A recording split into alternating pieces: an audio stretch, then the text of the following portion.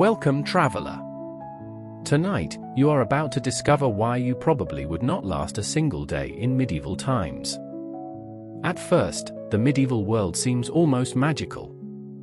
You picture stone castles rising above green hills, brave knights riding across the countryside, and peaceful villages gathered around church bells. It sounds simple. It sounds charming. It sounds like an escape from modern life. But the reality is very different. Imagine that tomorrow morning you wake up in a small village somewhere in late 15th century Europe. There is no phone beside your bed. No alarm clock. No electricity. No soft mattress. Instead, you open your eyes while lying on a rough sack stuffed with straw. The straw pokes your back and shoulders. Every movement makes a faint rustling sound. You did not sleep well. In fact, you slept terribly. The room around you is dark and cold. The smell of wood smoke hangs heavily in the air. Somewhere nearby, chickens make quiet noises. A faint orange glow comes from the dying remains of last night's fire. You slowly sit up and immediately notice how cold the cottage feels. The walls are made from timber and mud. Tiny gaps allow morning air to slip inside. There is no insulation. No heating system. No way to make the room comfortable. Outside, a rooster suddenly crows. Your medieval day has begun. You stand carefully and place your feet on the packed earth floor. There is no carpet. No polished wood. Only hard ground. Around you, the rest of the household is already awake. Nobody looks excited about the day ahead. Everyone moves quickly because there is work to do. Breakfast arrives. If you are expecting pancakes, eggs, or coffee, you will be disappointed. A piece of coarse bread is placed before you. It is dense, dry, and difficult to chew. Alongside it is a wooden cup containing weak ale. The taste is strange. Many people in the medieval world drink weak ale because water is not always safe. It may sound surprising, but this drink is often considered the safer option. The meal ends quickly. Nobody sits around talking for long. Nobody relaxes. There are no newspapers, televisions, or social media feeds. Daylight is valuable, and every minute matters. Stepping outside, you find yourself standing in a muddy village road. Recent rain has turned the ground into thick brown sludge. Chickens wander between cottages. Dogs bark in the distance. Smoke rises from several rooftops. The village is alive, and everyone appears busy. Some point, someone experiments. Perhaps berries are chewed for energy. Perhaps seeds are dried. Perhaps they are ground and mixed into food. Over generations, knowledge accumulates quietly. Great historical changes often begin this way, not with trumpets, but with curiosity and a willingness to taste something that looks suspicious. You sit beside a small fire as evening approaches. The smoke rises in a thin blue ribbon. Nearby, elders share stories. In this world, knowledge travels by memory and repetition. Useful discoveries spread from family to family, village to village, carried by traders, pilgrims, and wandering shepherds. Coffee is still local. It has not crossed seas. It has not fueled empires. It has not inspired philosophers to become unbearably confident. It is simply a plant in a forest and a possibility in the human mind. Scholars still argue whether the stimulating properties of coffee were first recognized through direct experimentation, observation of animals, or gradual cultural practice. Like many origins, the truth is likely less dramatic than the legend and more interesting because it unfolded over time. Night falls over the Ethiopian mountains. The air turns cooler. The stars brighten overhead. The goats, finally tiring, settle into the grass, though one still appears to be reconsidering all of its life choices. You hold a few dried coffee seeds in your hand. They are small enough to overlook, ordinary enough to ignore. Yet inside them lies a chain of events that will stretch across continents. These seeds will travel to Yemen. Mystics will use them to stay awake through prayer. Merchants will guard them as a valuable commodity. Coffee houses will emerge as centers of conversation and controversy. Governments will attempt bans. Smugglers will steal plants. Plantation economies will rise. Revolutions will be discussed over steaming cups. Finally, a short break arrives. You sit on the ground and try to catch your breath. The realization slowly begins to sink in. Modern life contains thousands of comforts you normally never think about. Clean water. Soft beds. Warm houses. Reliable food. Medicine. Electric lights. Transportation. In the medieval world, almost none of these things exist. As the afternoon continues, more work waits ahead. Animals must be fed. Tools must be repaired. Food must be prepared before darkness arrives. Every day follows the same demanding pattern. Work. Eat. Sleep. Repeat. As you walk back toward the village, your muscles ache and your feet feel heavy. You have experienced only the first part of a single medieval day. And already you understand something important. The medieval world is not defined by castles or knights. It is defined by survival. And after only a few hours, you are already wondering how anyone managed to live this way for an entire lifetime. The morning work continues longer than you expected. Back in your normal life, a difficult task might last an hour or two before a break arrives. Here, things are different. The sun rises higher and the fields become warmer with every passing minute. Around you, farmers continue their work without slowing down. Nobody is checking a clock. Nobody is counting the hours. The crops do not care how tired you feel. The weeds must be removed. The soil must be maintained. The harvest months away depends on the work being done today. As you struggle to keep pace, you begin noticing something surprising.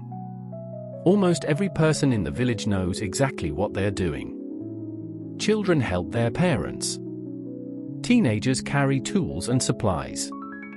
Older villagers share instructions gained from decades of experience. Everyone has a role. Everyone contributes. In the medieval world, survival is a community effort. A person who refuses to work creates problems for everyone. That reality keeps the village moving. Soon your attention shifts toward the center of the settlement. A church bell rings in the distance. Its sound echoes across fields and cottages. Unlike modern towns, the church is not simply a place of worship. It is the heart of village life. News spreads from there. Meetings happen there. Important announcements are made there. For many villagers, it is the most important building they will ever enter. The bell continues ringing as farmers briefly pause and look toward the village. For a moment, the entire community feels connected by a single sound. As midday approaches, hunger begins to return. Hard labor burns energy quickly. When the break finally arrives, you eagerly look forward to food. Unfortunately, medieval meals remain simple. There are no restaurants. No delivery services. No snacks waiting in your pocket. A small meal is prepared using whatever ingredients are available. Bread appears once again. Perhaps some cheese. Maybe a bowl of pottage, a thick stew made from vegetables and grains. The taste is not terrible, but it is repetitive.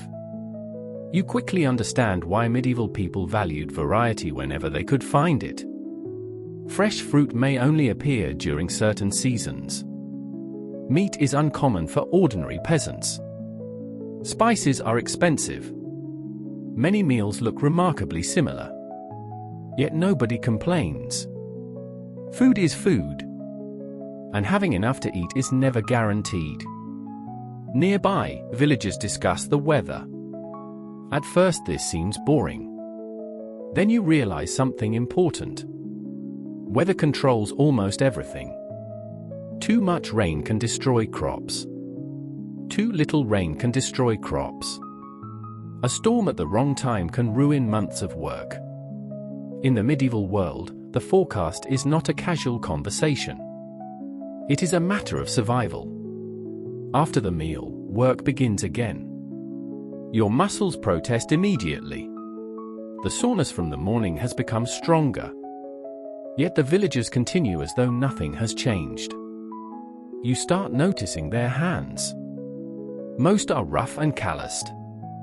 Years of labor have left visible marks. Their strength was not built in a gym. It was built through daily necessity. Every fence repaired. Every bucket carried. Every field planted.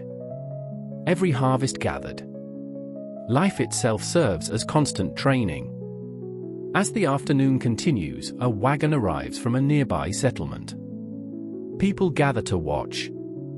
Travelers are rare enough to attract attention.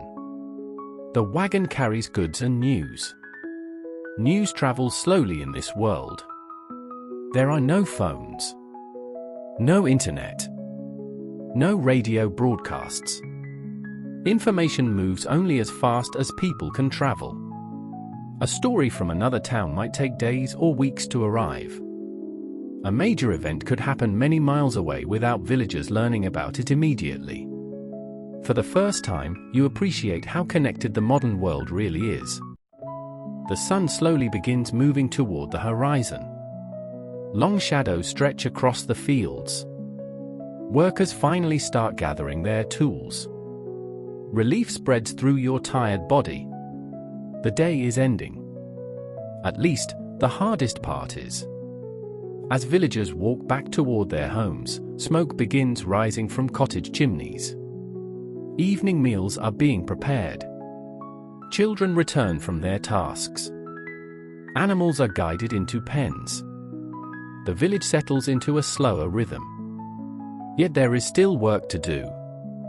Water must be carried. Firewood must be gathered. Tomorrow's responsibilities must be prepared for. As you watch the sun sink lower, you realize something unexpected. Despite the hardships, the villagers possess a kind of resilience that is difficult to ignore. Life is hard. Sometimes brutally hard. Yet they continue. Day after day. Season after season.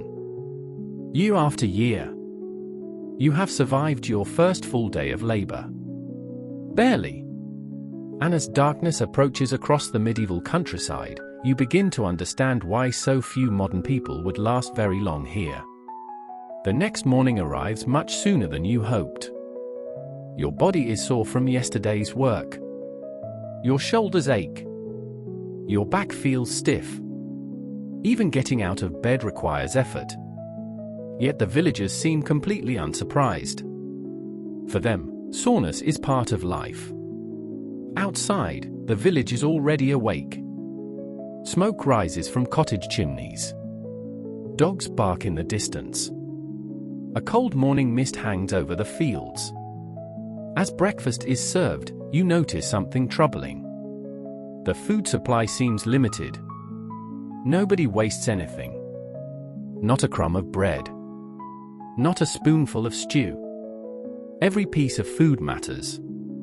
That is because medieval people live much closer to hunger than most modern people can imagine. One failed harvest can create serious problems. 2 failed harvests can create disaster. Food security is never guaranteed. As villagers discuss the coming season, you begin to understand how often people worry about their next harvest. The future of the entire village depends on crops growing successfully. Without them, nothing else matters. Later that morning, you accompany several villagers to inspect nearby fields. At first glance, everything appears healthy. Green crops sway gently in the breeze. Birds fly overhead. The countryside looks peaceful. But the farmers see things differently. They examine leaves. They inspect soil. They search for signs of insects and disease. A small problem today can become a major disaster tomorrow. One farmer points toward dark clouds forming in the distance. Immediately, several others begin discussing the weather. You quickly realize that medieval farmers pay attention to nature in ways modern people rarely do. They must. There are no weather apps. No forecasts. No satellite images. Only observation and experience. The sky itself becomes their source of information. Every cloud matters. Every change in wind matters. Every unusual sign receives attention. Because nature often decides whether people eat well or go hungry. As the day continues, you hear news that a merchant caravan may soon pass through the region. The announcement creates excitement. Merchants bring more than goods. They bring stories, news, rumors, information from distant places. For many villagers, these travelers provide the only glimpse of the outside world. Days later, the caravan finally arrives. Several wagons roll slowly down the muddy road. Horses pull heavy loads. Guards travel alongside them. The sight attracts nearly everyone in the village. Children stare with excitement. Adults gather to examine the goods. You notice fabrics in bright colors. Metal tools. Barrels of supplies. Items that traveled hundreds of miles before reaching this place. The merchants also bring stories of distant cities. Huge markets. Busy ports. Powerful nobles. For a moment, the village feels connected to a much larger world. Then, just as quickly, the travelers continue their journey. As evening approaches, the village grows quieter again. The merchants are gone. The roads become empty. Life returns to its normal rhythm. Villagers prepare supper. Animals are secured for the night. Children help with final chores before darkness arrives. You watch the sunset spread across the countryside. Golden light covers the fields. For a brief moment, the medieval world looks beautiful. Almost peaceful. But you now understand how fragile that peace really is. A storm. A disease. A poor harvest. Any one of these could change everything. That uncertainty follows every family in the village. Yet somehow they continue. They work. They plan. They hope. And as darkness settles over the cottages once more, you realize another day has passed. You are beginning to adapt. But the medieval world still has many hardships left to reveal. End of section 3. A few days later, you begin noticing something unusual about medieval cleanliness. Or rather, the lack of it. Back in the modern world, taking a shower is effortless. Clean water arrives with the turn of a handle. Soap is inexpensive. Laundry machines do the hard work. In the medieval village, none of those conveniences exist. Every bucket of water must be carried. Every garment must be washed by hand. Every cleaning task requires time and energy. Because of this, people simply cannot clean themselves as often as modern people do. The result is impossible to ignore. The village has a constant smell. Smoke. Animals. Mud. Sweat. Cooking fires. All mixed together. At first, the smell feels overwhelming. Eventually, you begin getting used to it.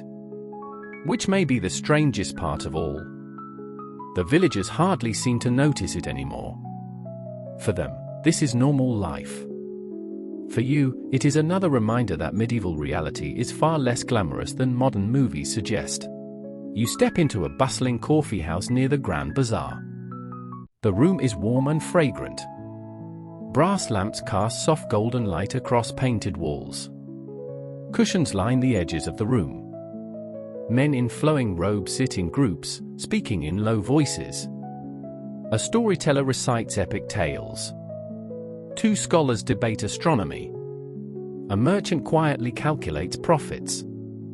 In one corner, a man appears to be explaining politics with such confidence that he may never stop. Tiny cups rest on ornate trays. The coffee is prepared in a small long-handled pot called a sesvi. Finely ground beans are mixed with water and heated slowly over hot sand or glowing coals. The resulting drink is dark, rich, and intense. Grounds settle to the bottom of the cup, where they will later inspire fortune-tellers and, no doubt, several very inaccurate predictions. You lift the cup. The aroma is deep and comforting. The taste is bold, bitter, and velvety. It is unlike the rough early brews of previous centuries. Coffee has become an art. This method, now known worldwide as Turkish coffee, remains one of the oldest continuously practiced brewing traditions. That is tonight's historical fact. Many elements of modern coffee culture, careful brewing, dedicated coffee houses, and ritualized serving, were perfected in the Ottoman world. The coffee houses of Istanbul become known as schools of knowledge. This nickname is not entirely exaggerated. People gather to hear poetry, discuss science, trade news, and exchange ideas from across the empire. Literacy grows. Stories spread. Friendships form. Rumors multiply with impressive speed and questionable accuracy. Later that week, a traveling healer arrives in the village. People gather around immediately. Not because the healer performs miracles, but because medical help is rare. Very rare. Modern hospitals do not exist. Modern medicine does not exist. Even basic treatments are limited. A simple infection can become deadly. A broken bone can permanently change someone's life. An illness that would be minor today may become fatal here. The healer examines patients using knowledge passed down through generations. Some remedies help. Others do not. Nobody truly understands bacteria. Nobody understands viruses. The invisible causes of disease remain a mystery. As you watch villagers seeking treatment, you gain a new appreciation for modern healthcare. It is something medieval people would have considered extraordinary. That evening, rain begins falling across the countryside. At first it sounds peaceful. Rain tapping gently against the roof. A cool breeze moving through the air.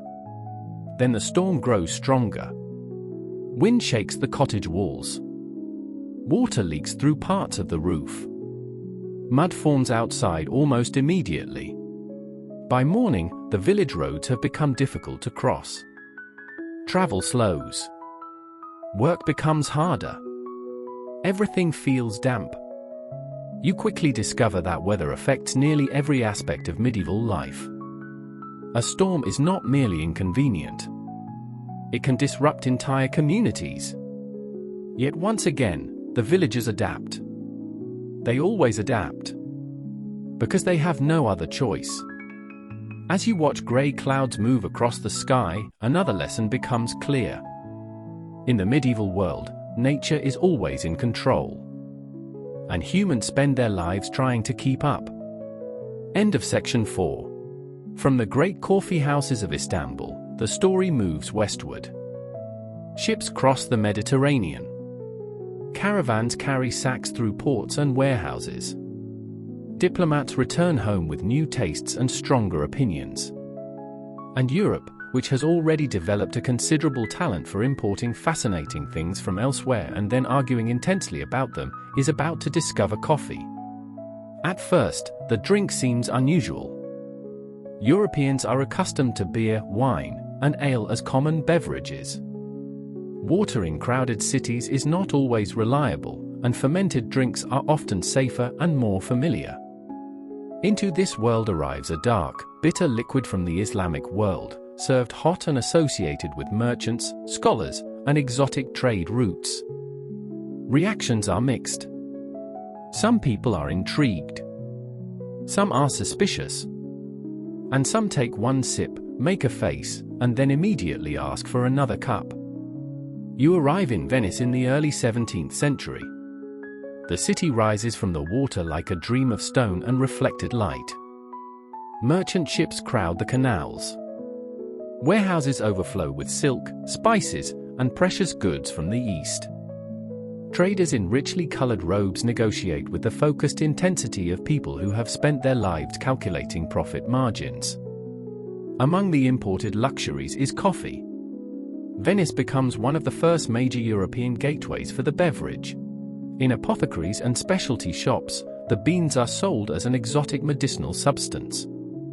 Shopkeepers claim coffee aids digestion, improves alertness, and helps with a remarkable variety of ailments, some of which are genuine and some of which are clearly optimistic. In fairness, makes mornings tolerable is a respectable medical benefit. You step into an early Venetian coffee house. The room is elegant and softly lit. Marble tables reflect candlelight. Merchants in velvet cloaks speak in hushed tones. A scholar scribbles notes. A sailor studies a map. Outside, gondolas drift quietly through the canals. A silver tray arrives. On it rests a small porcelain cup. The aroma is rich and unfamiliar. You taste the drink. Bitter. Warm. Complex. And deeply compelling. Coffee spreads quickly through Italian cities. Soon, coffee houses appear in Rome, Florence, and beyond. Not everyone approves.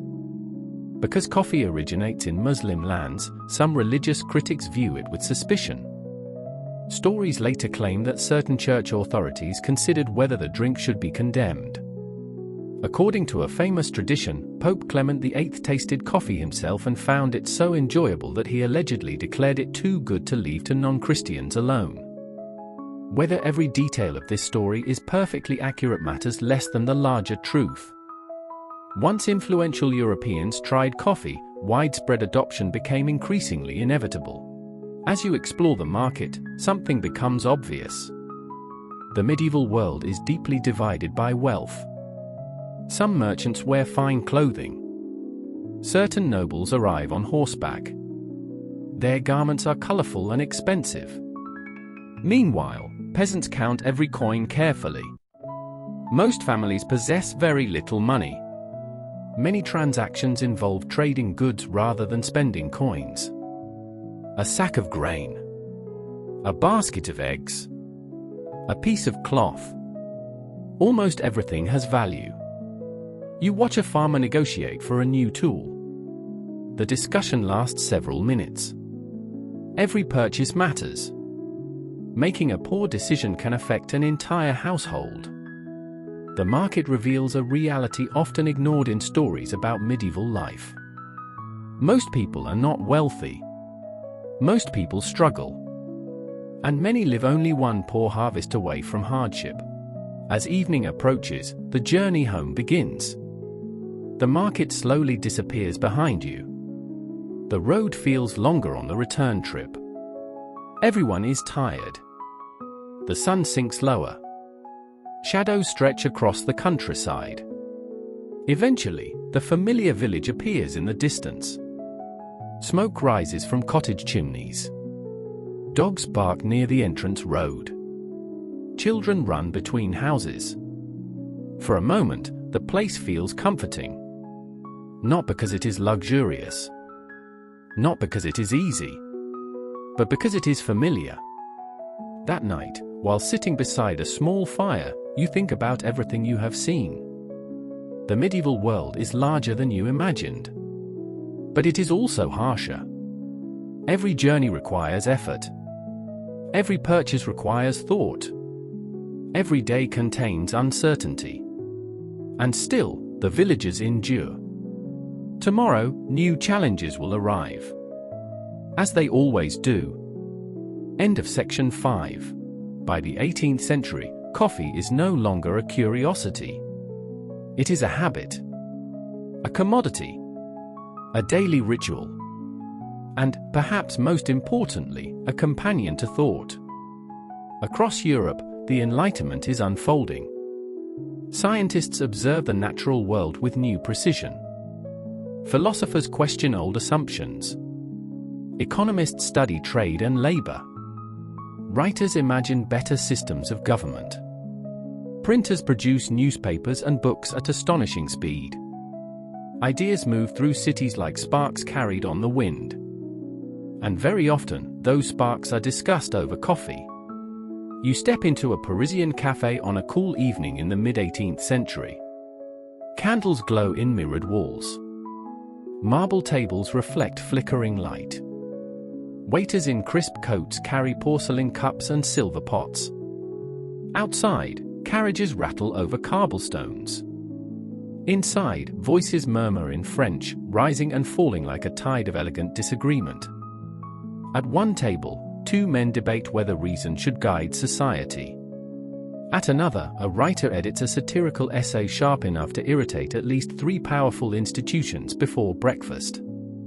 In the corner, someone insists that history is changing. For once, that person is correct. Among the regulars of Europe's cafes are some of the most influential thinkers of the age.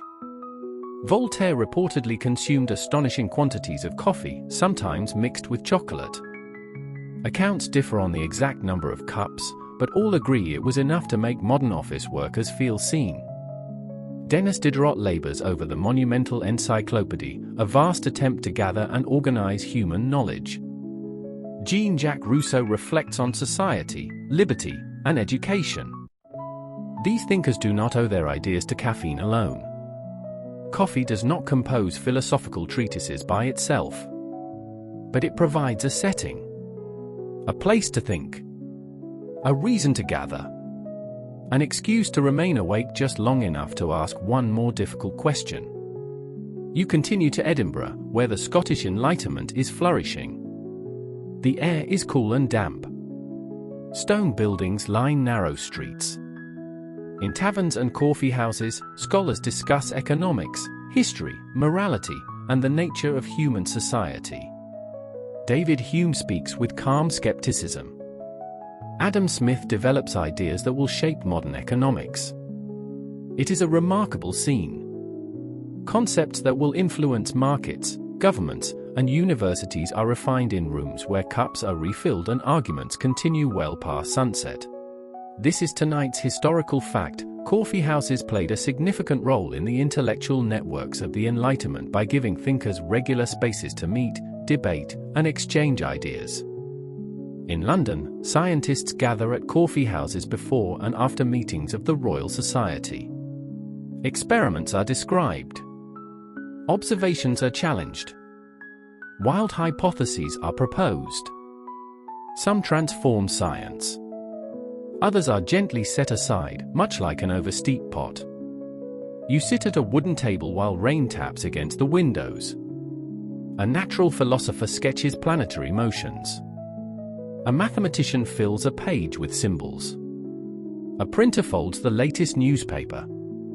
Someone in the next room is confidently explaining a theory that sounds improbable but may eventually win a prize. The atmosphere is electric, though the word electric still refers mainly to curious effects involving rubbed amber and very surprised onlookers.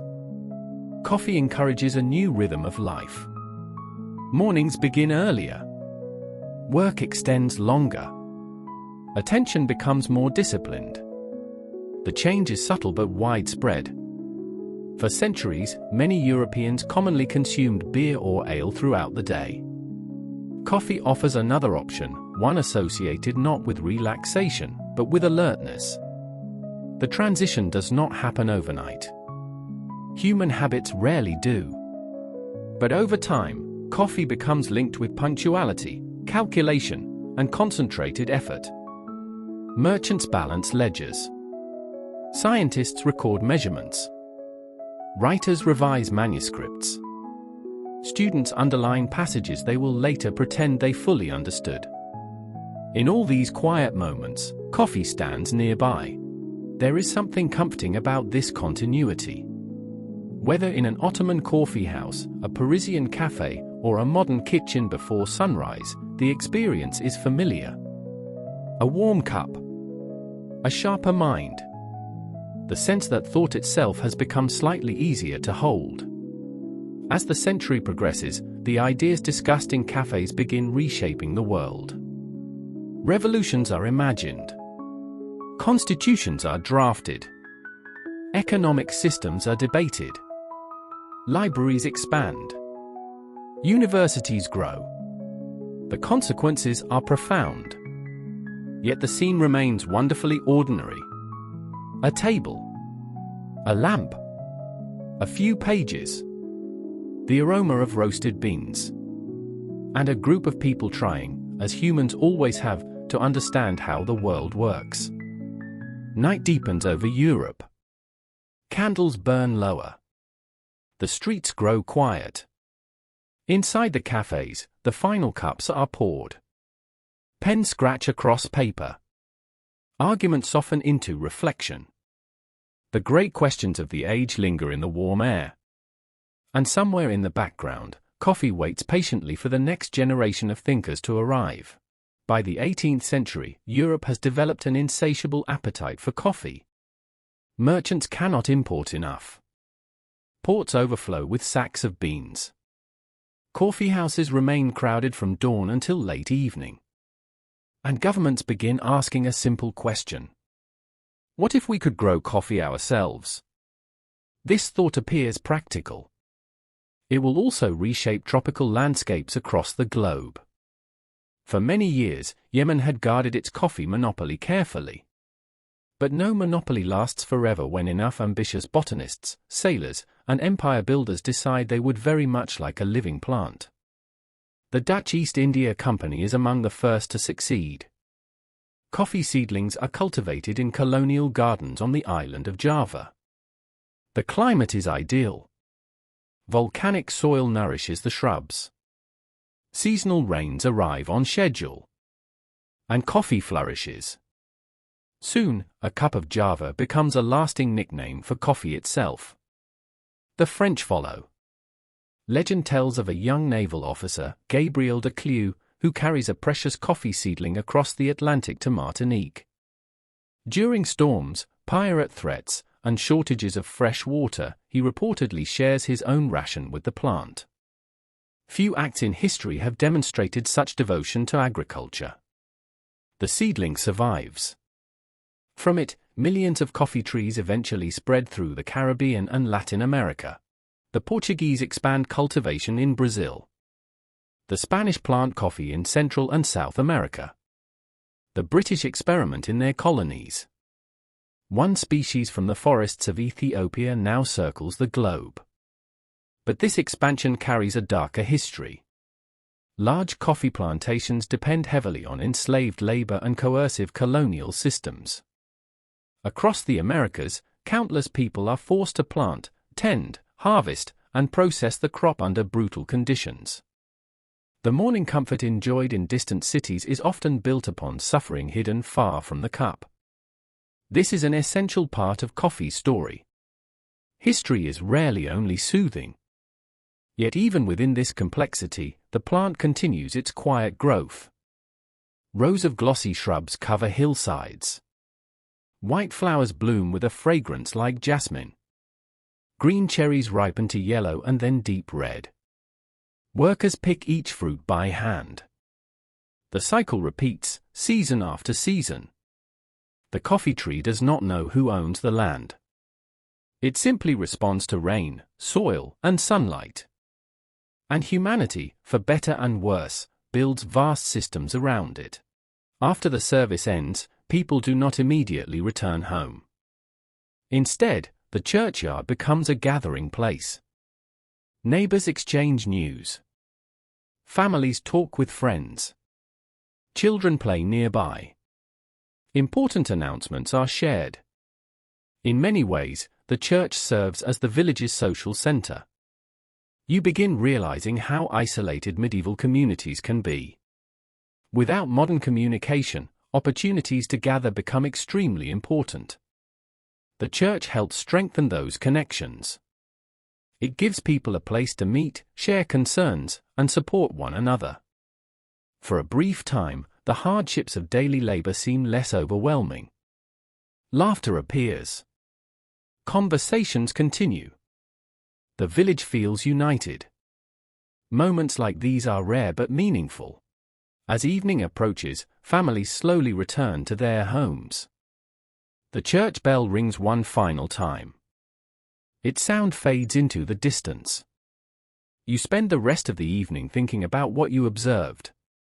Religion influences nearly every aspect of medieval life. Birth, marriage, work, death, the seasons themselves. Everything connects back to faith in some way. Whether rich or poor, noble or peasant, almost everyone shares this common experience. As darkness settles over the village, you realize another important truth. The medieval world survives not only through labor and determination. It also survives through belief. Belief that tomorrow's harvest will succeed. Belief that hardships can be endured. Belief that better days may still come. And for people living in such uncertain times, that belief may be one of their most valuable possessions. After weeks of hard work, something unusual happens. The village begins preparing for a festival. Immediately, the atmosphere changes. People still work. Animals still need feeding. Fields still require attention. But excitement spreads through the community. Medieval life contains very little entertainment. There are no movies. No television. No video games. No streaming services. Most days are focused entirely on survival. That is why festivals feel so important. They provide a rare break from routine. As decorations appear around the village, even the most serious farmers seem happier than usual. For a short time, work is no longer the only thing on people's minds. Everyone looks forward to the celebration. On the morning of the festival, villagers gather in the center of town. Colorful clothing appears everywhere. Not modern bright colors, but the finest garments people own. Children laugh and run between groups of adults. Musicians arrive carrying simple instruments. Soon music fills the air. You notice smiles that rarely appear during long days in the fields. For once, people are not discussing harvests, taxes, or weather. Instead, they focus on enjoying the moment. Games are organized. Stories are shared. Food is prepared. The entire village seems transformed. These celebrations may only last a short time, but they provide something incredibly valuable. A chance to forget hardship. Even if only for a day. As the festival continues, traveling performers arrive. A crowd quickly gathers around them. Some tell stories. Others perform tricks. A few play music while spectators watch with fascination. In the modern world, entertainment is available almost everywhere. In medieval times, it is rare. That rarity makes every performance feel special. Children stare in amazement. Adults laugh at familiar jokes. For a brief moment, worries seem distant.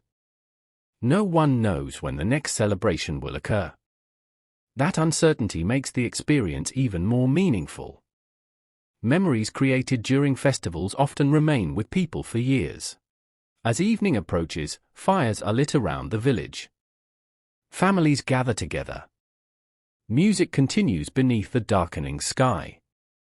The celebration slowly begins to end. Tomorrow, everyone will return to work. The fields will still need attention. Animals will still require care. Life will become difficult again. But tonight feels different. Tonight the village remembers that survival is not the only purpose of life. People need laughter, friendship, stories, Hope. As the final songs fade into the night, you realize something important. Even in a harsh world, humans always find ways to celebrate.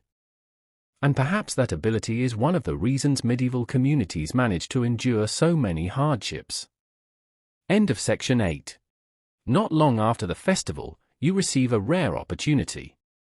A group of villagers is traveling to the local manor house. Curious, you decide to join them. As the village disappears behind you, the road gradually climbs a gentle hill. Soon, the manor comes into view. It is not a grand fairy tale castle. But compared to the cottages below, it feels impressive. The building is larger, stronger, better maintained. Its walls are solid. Its roof is secure.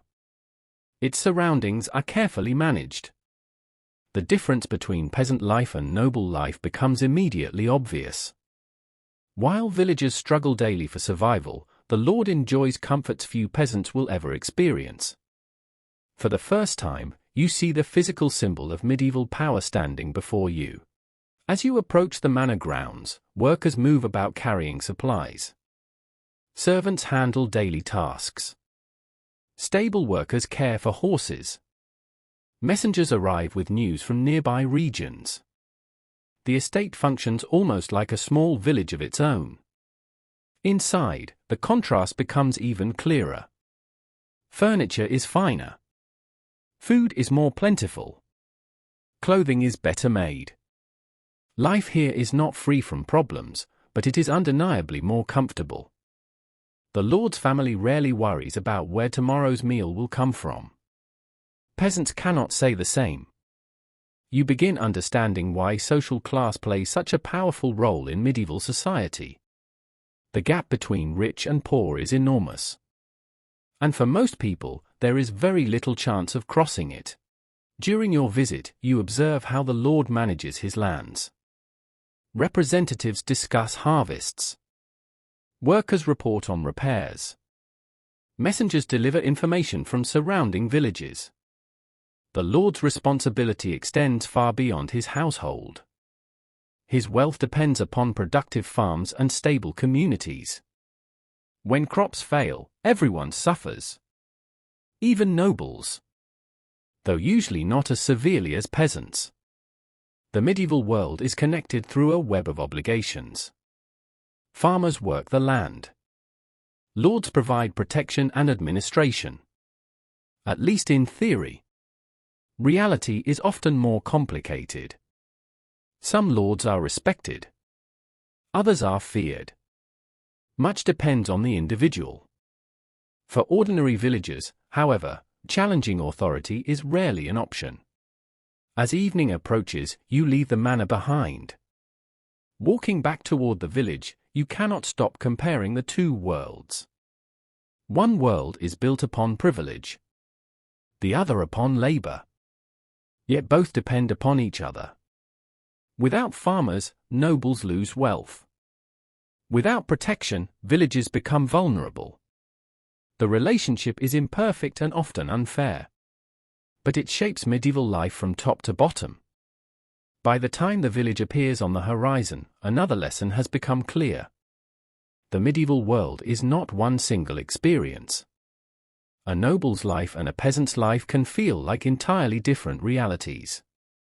And if you had to choose which one you were born into, luck would matter far more than effort. End of section 9.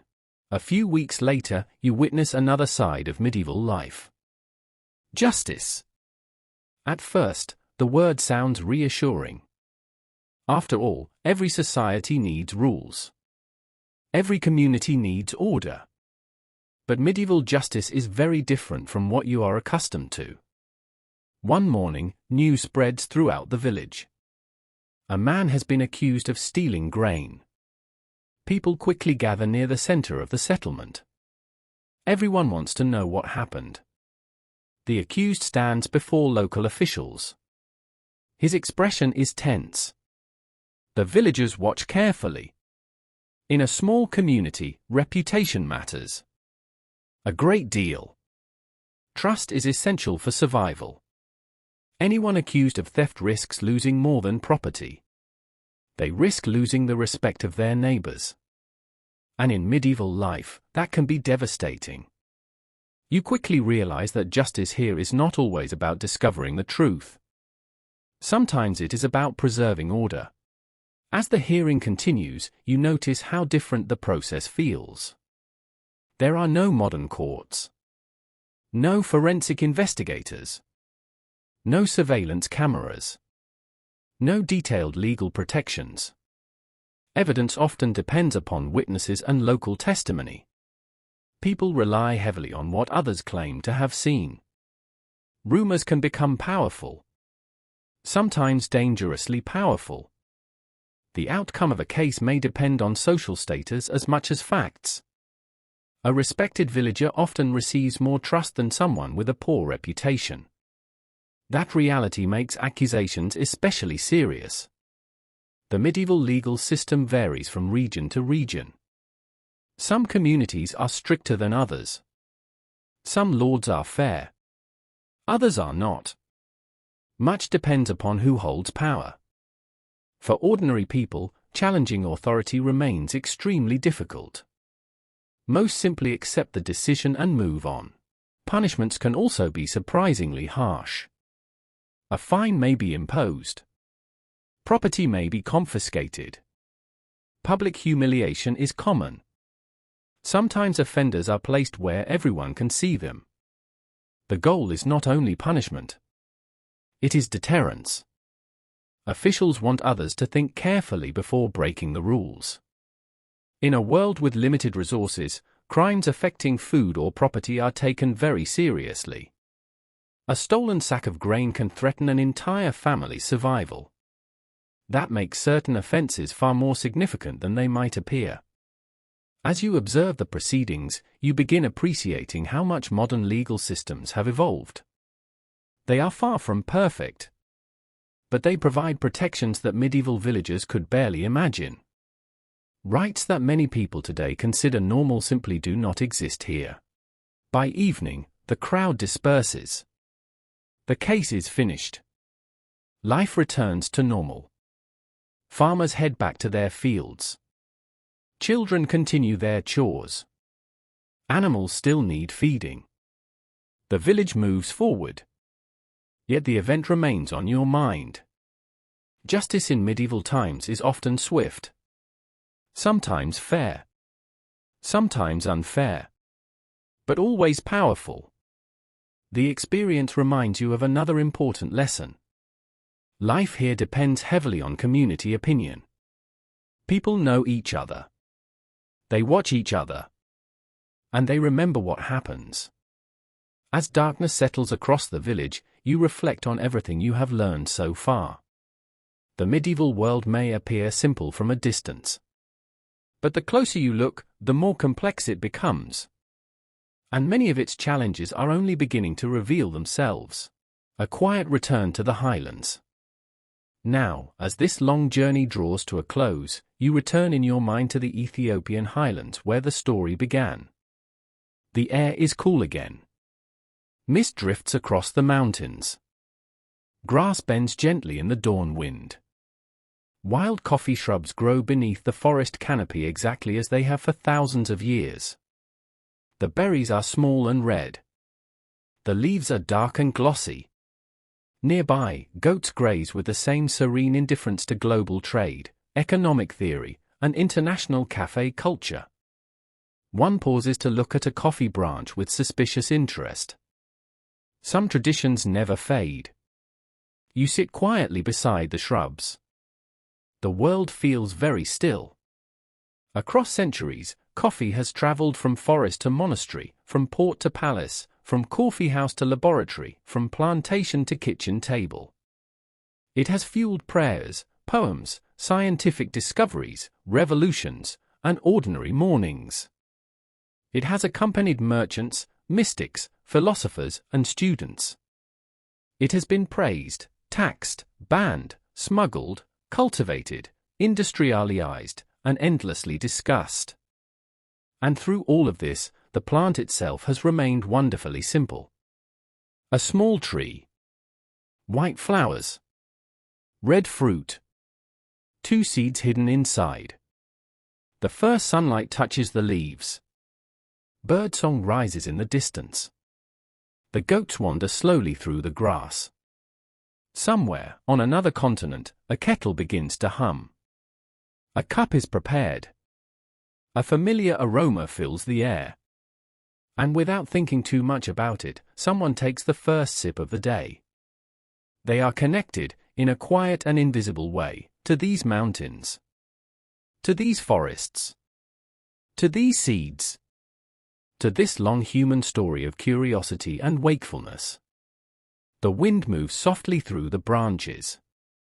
The mist lifts. The world grows brighter. And the coffee shrubs continue to grow, patient and unhurried, as they always have. They ask for nothing.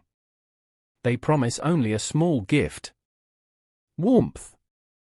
Clarity. And the gentle feeling that history, like morning itself, arrives one cup at a time.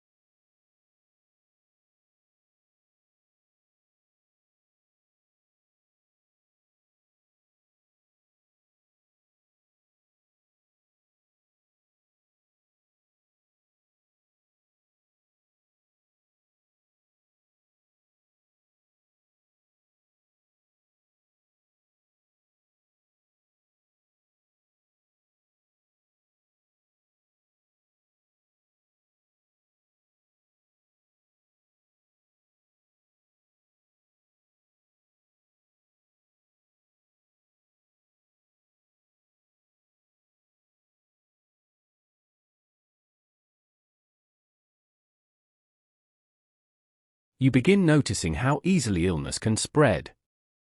Families live close together. Homes are crowded. Animals are often kept nearby. Clean water is not always available.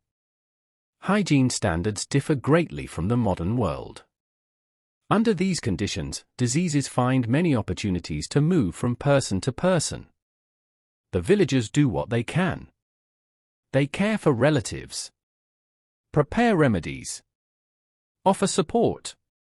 Yet their options remain limited. Many people rely on faith and hope. Others rely on traditional treatments passed down through generations. Sometimes those treatments help. Sometimes they do not.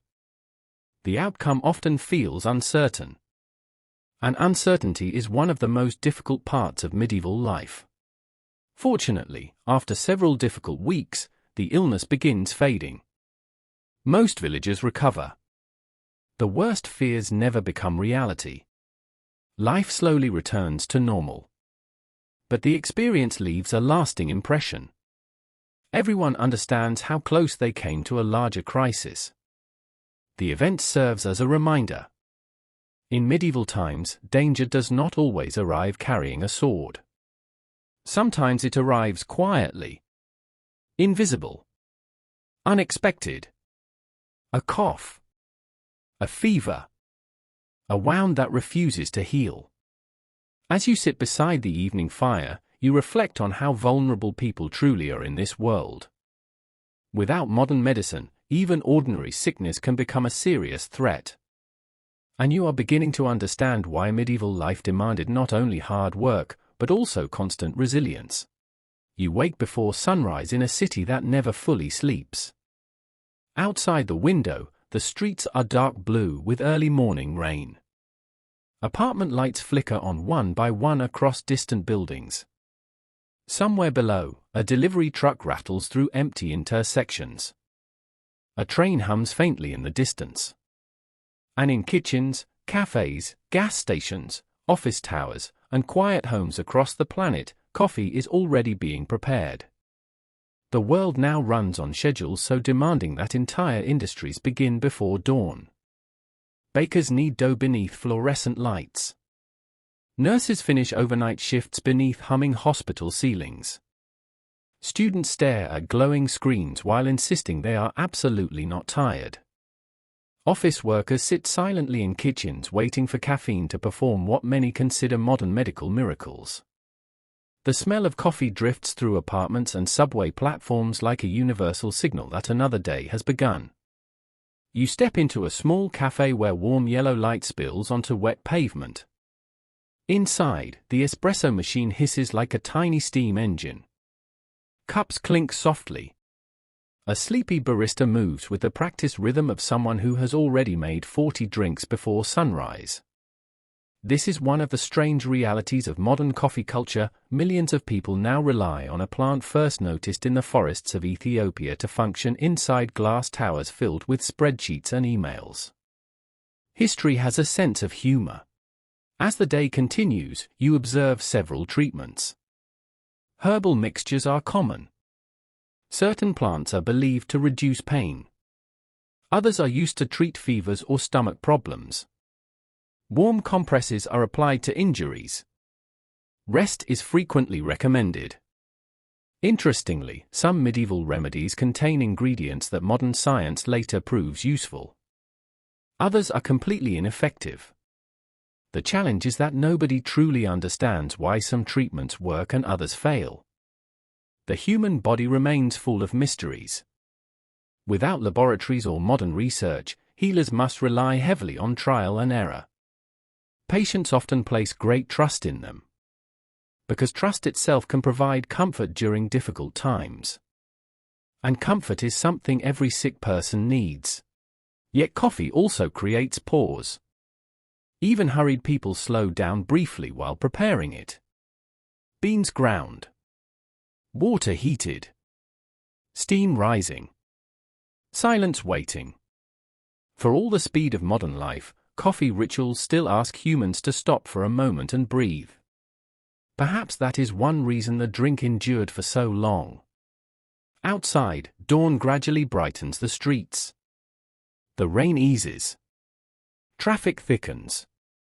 The city fully awakens. And somewhere, in another time zone entirely, night is beginning instead. In quiet apartments across distant countries, listeners prepare for sleep while this very story continues softly beside them. Someone lies beneath blankets hearing about coffee traders crossing the Red Sea centuries ago. Someone else listens beside a fan turning slowly in warm darkness. Someone is already asleep, headphones still resting nearby while your voice drifts unnoticed into dreams. Sleep history videos would probably confuse medieval monks tremendously. But perhaps they would also understand them. After all, coffee has always lived beside wakefulness and night. In Yemen, mystics drank it to stay awake through prayer. In Ottoman cities, storytellers served it during evening gatherings. In Europe, scholars drank it beneath candlelight while arguing about philosophy. Now millions listen to calm historical narrations while slowly falling asleep beside the same ancient beverage. The relationship between coffee and consciousness has merely evolved. As evening arrives, you leave the healer's home with mixed emotions. The people here are not foolish. Far from it. They are doing the best they can with the knowledge available to them. Many healers are intelligent, experienced, and dedicated. Yet they are limited by the era in which they live. The villagers understand this reality. When someone recovers, people celebrate. When someone does not, they mourn and move forward. Life continues. It always must. Walking back through the village, you reflect on everything you have seen. Modern healthcare is easy to take for granted. A doctor's visit. A course of antibiotics. A simple vaccine. These things would seem miraculous to most medieval villagers. And as darkness settles across the countryside, you realize that surviving medieval life often depends as much on luck as it does on strength. Night settles gently over a mountain coffee farm. The air smells of damp soil and leaves cooling after rain. Insects sing from the darkness beyond the trees. Far below, small village lights flicker softly against the hillsides like fallen stars. You walk slowly between rows of coffee shrubs while moonlight glimmers across glossy leaves. At first glance, Coffee farming appears simple. Plant tree. Pick berry. Drink coffee.